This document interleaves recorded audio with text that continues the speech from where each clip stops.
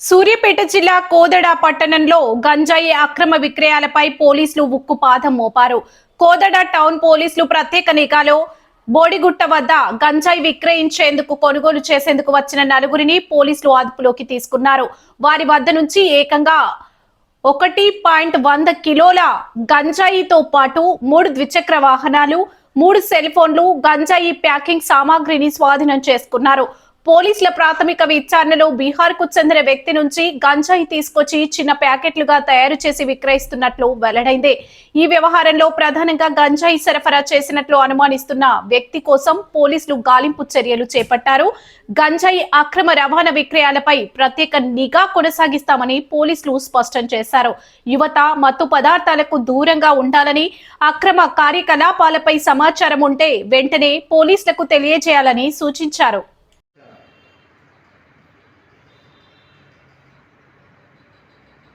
కోదాడ పట్టణంలో గత 2 నెలల నుంచి ఇది ఒక మూడవ ఎన్డీపీఎస్ అంటే డ్రగ్స్ పైన ఇది మూడవ ప్రెస్ మీట్ పెట్టడం అనేది జరుగుతుంది.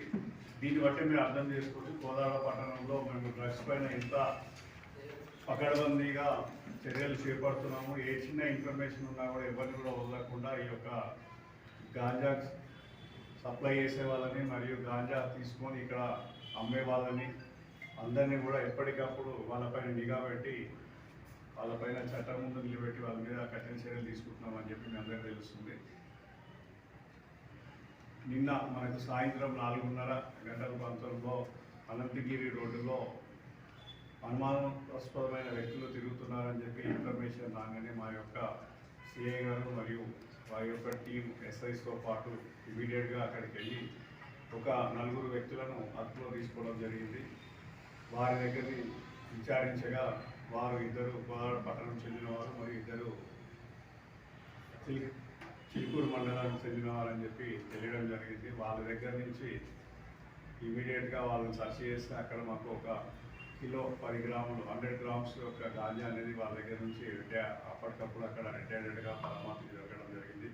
అదేవిధంగా వాళ్ళ దగ్గర నుంచి 3 బైక్లను మరియు 3 సెల్ ఫోన్లను సీజ్ చేయడం అనేది జరిగింది. ఇందులో ప్రధాన నిందితుడు ఒరిస్సాకు చెందిన అతను A1, ఇతను అప్స్కాండింగ్ అనేది పంకజ్ అని, ఇతను బిహార్ రాష్ట్రం చెందినవాడు. ఇతడు అప్స్కాండింగ్గా ఉన్నాడు.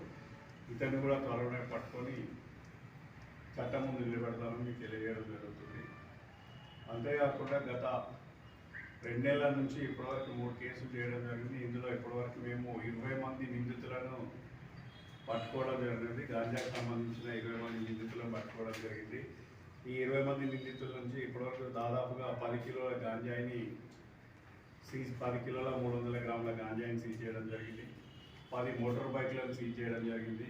అదేవిధంగా 10 మొబైల్ ఫోన్లను కూడా సీజ్ చేయడం జరిగింది. అంతేకాకుండా ఈ యొక్క గాంజానే కాకుండా కూడా యువత అనేది ఇతర మార్గాలు గాంజా కాకుండా ఇతర మార్గాలకు కూడా పోతున్నారని చెప్పి దానిపైన నిఘా పెట్టి కూడా ఈ యొక్క దగ్గుమందు టాసెక్స్ అనేది కూడా ఫస్ట్ ప్రెస్ మీట్లో మీకు వాటిని కూడా సీజ్ చేసి చట్టం ముందు నిందితులు నిలబెట్టడం జరిగింది. ఇందులో ఇప్పటివరకు కూడా ఇంకా కొంత 5 మంది ప్రధాన నిందితులు కూడా ఇప్పటివరకు అప్స్కాండింగ్ ఉన్నారు.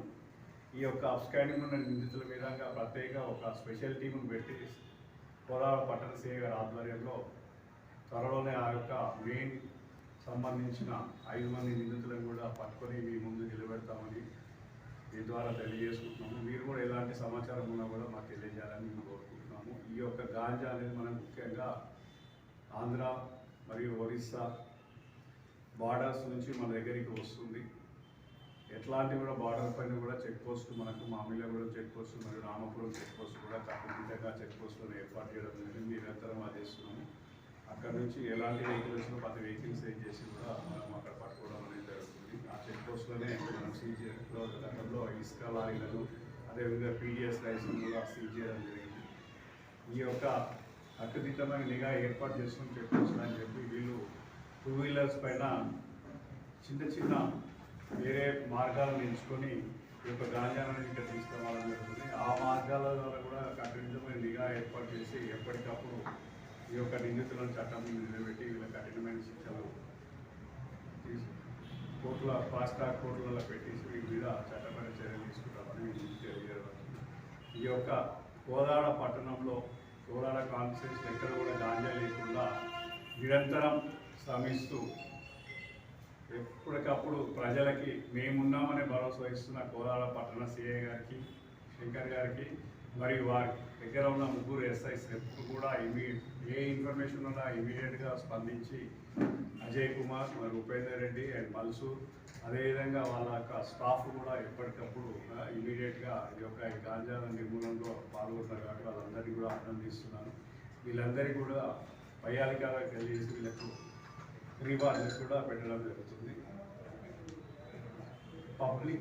పబ్లిక్ పేరెంట్స్ అండ్ మీడియా మిత్రులు కూడా దీంట్లో మాకు సహకరించాలి, ఏదన్నా ఇన్ఫర్మేషన్ ఇవ్వాలని చెప్పి మీ ద్వారా కోరుకుంటాము. మీరు ఈ మధ్య చూసింటారు ఈ గాంజాకు అలవాటు పడి రూపారెడ్డి గారని టీచర్ని కూడా 10వ తరగతి చదివే పిల్లలే ఈ మత్తు పదార్థాలకి, సెల్ ఫోన్లకి అలవాటు పడి ఇట్లాంటి ఘోరమైన నేరాలు పాల్పడుతున్నారు. కాబట్టి దీనిలో తల్లిదండ్రులు మరియు స్కూల్ టీచర్స్, అదేవిధంగా కాలేజ్ ప్రిన్సిపల్స్, స్వచ్ఛంద సంస్థల వారు, మీడియా మిత్రులు అందరూ కూడా పాల్గొని మన సమాజం ముందుకు పోవడానికి మీ వంతు కృషి కూడా చేయాలనుకుంటే మాకు కూడా దీంట్లో సహాయ సహకారాలు అందించాలని మీ ద్వారా కోరుకుంటున్నాము.